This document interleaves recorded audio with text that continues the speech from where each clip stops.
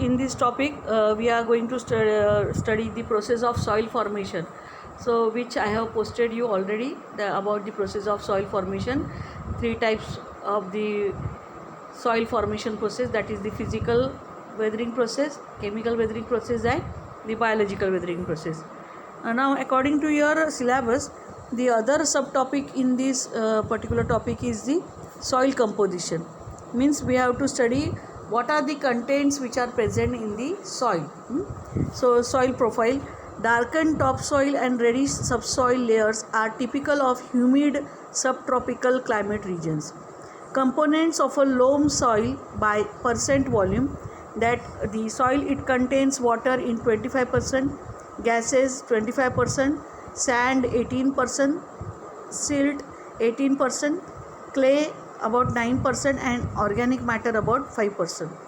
A typical soil is about 50% solids, 45% mineral, and containing 5% of the organic matter, and 50% voids or pores, of which half is occupied by water and half by gas.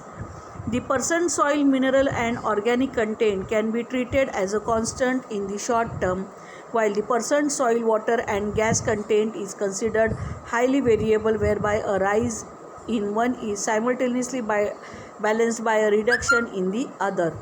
The pore space allows for the infiltration and movement of air and water, both of which are critical for life existing in soil.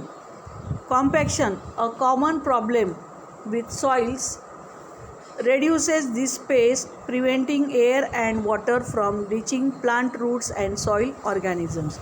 So, basically we will see that the soil contains the gases, it also contains the water, and the air is also present, along with the silt, clay, and the organic matter and sand. So, soil contains the water and the air or the gases. Okay. So, due to the content of water in the soil is seen to be porous. Okay.